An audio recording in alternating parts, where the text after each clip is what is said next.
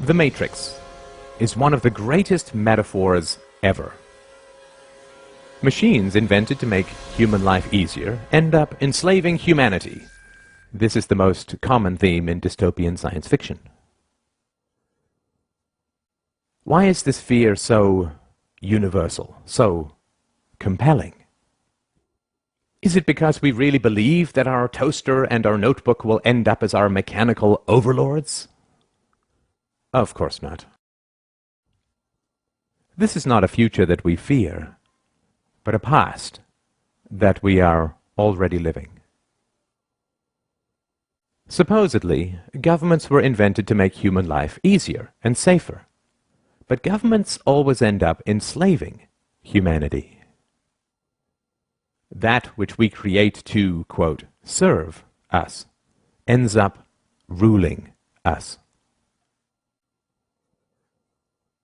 The US government, by and for the people, now imprisons millions, takes half the national income by force, overregulates, punishes, tortures, slaughters foreigners, invades countries, overthrows governments, imposes 700 imperialistic bases overseas, inflates the currency, and crushes future generations with massive debts.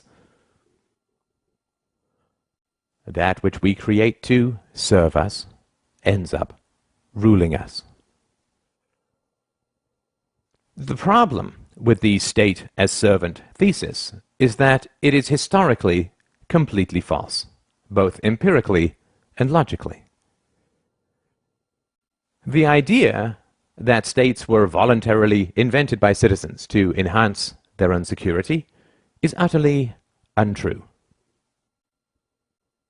Before governments in tribal times, human beings could only produce what they consumed.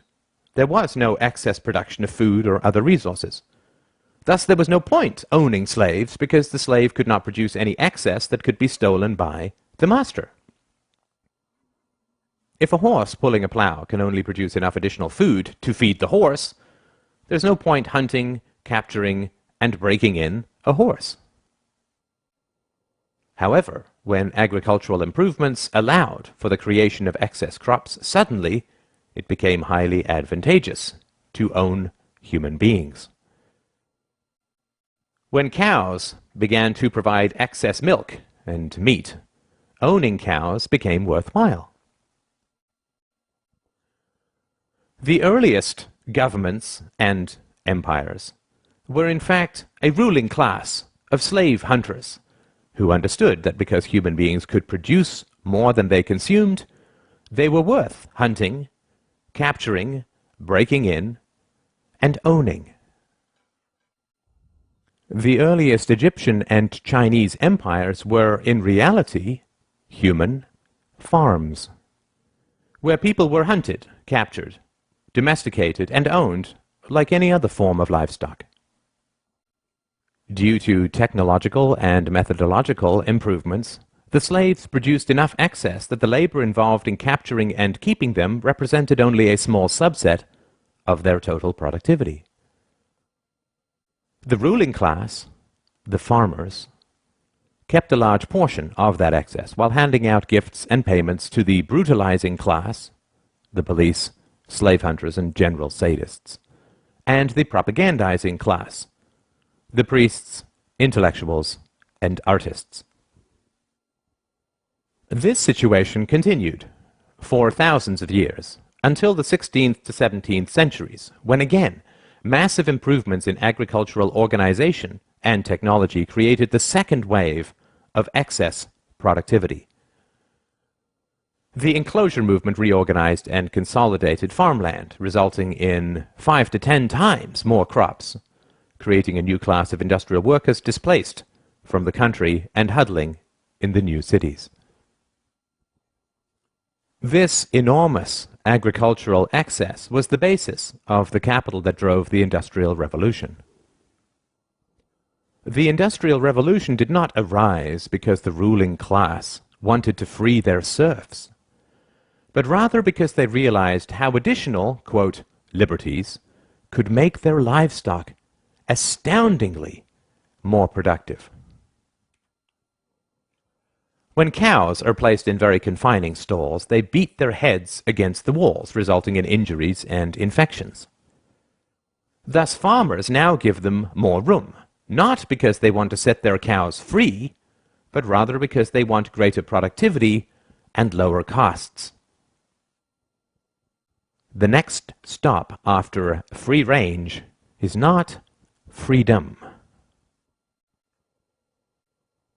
The rise of state capitalism in the 19th century was actually the rise of free-range serfdom. Additional liberties were granted to the human livestock not with the goal of setting them free, but rather with the goal of increasing their productivity. Of course, intellectuals, artists, and priests were, and are, well paid to conceal this reality. The great problem of modern human livestock ownership is the challenge of enthusiasm. State capitalism only works when the entrepreneurial spirit drives creativity and productivity in the economy. However, excess productivity always creates a larger state and swells the ruling classes and their dependents, which eats into the motivation for additional productivity.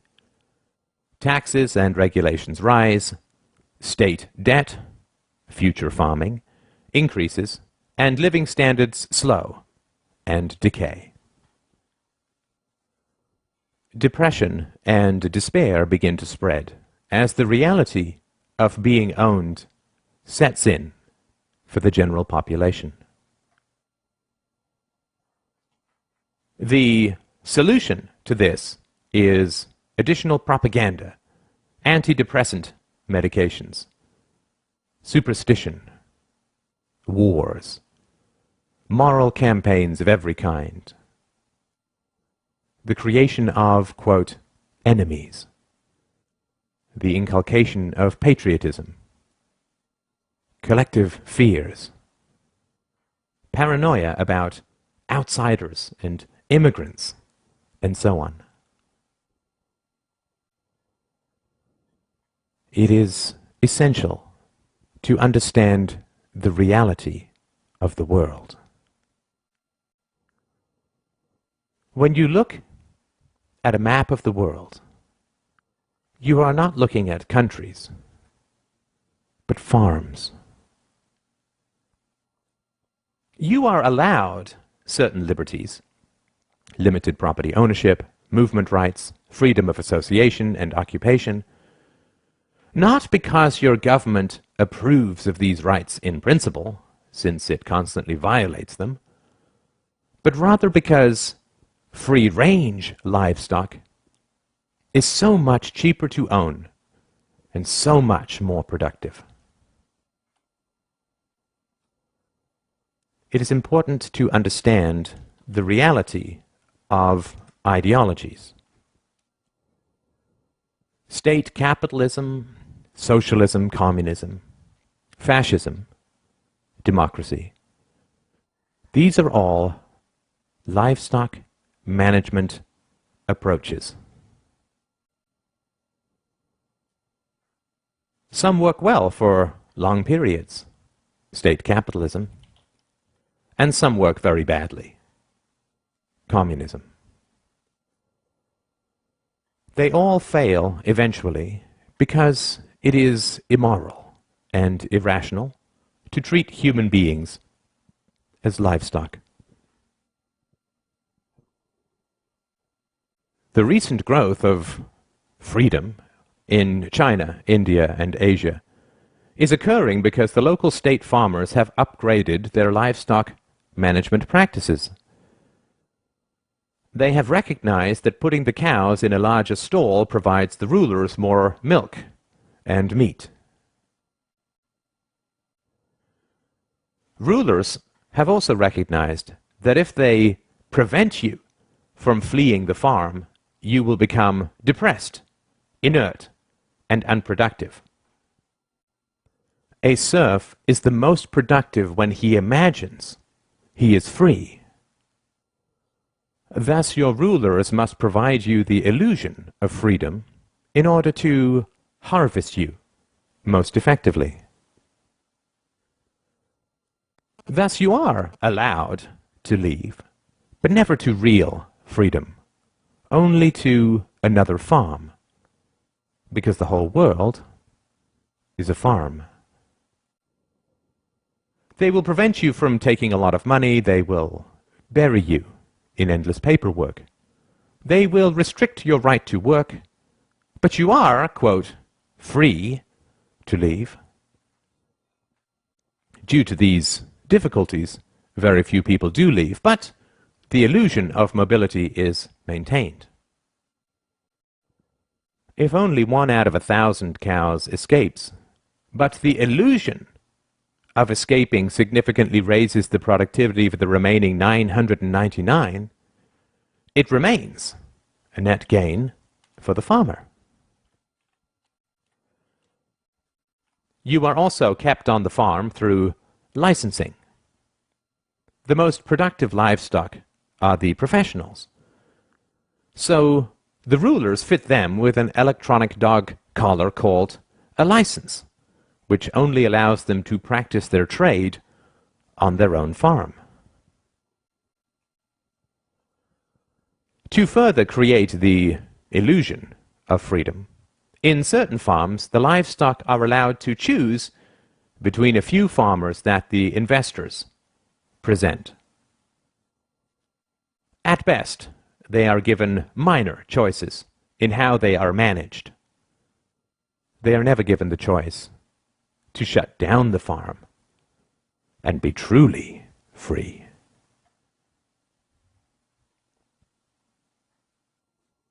Government schools are indoctrination pens for livestock.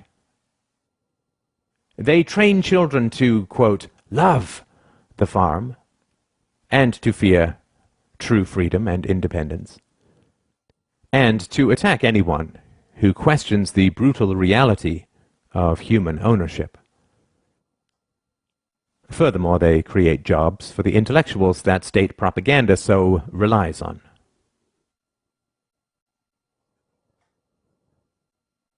The ridiculous contradictions of statism, like religion, can only be sustained through endless propaganda inflicted upon helpless children. The idea that democracy and some sort of social contract justifies the brutal exercise of violent power over billions is patently ridiculous.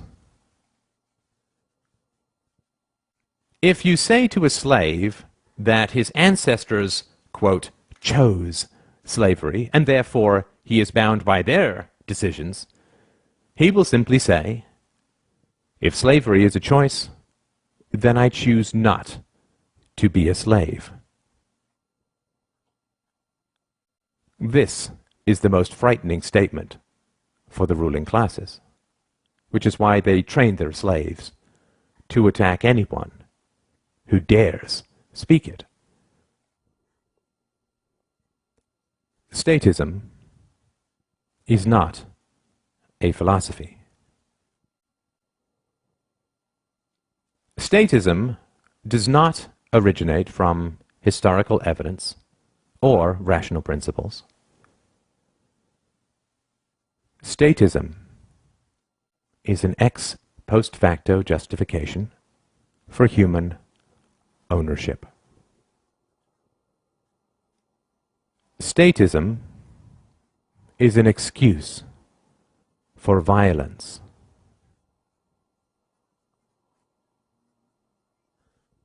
Statism is an ideology, and all ideologies are variations on human livestock management practices.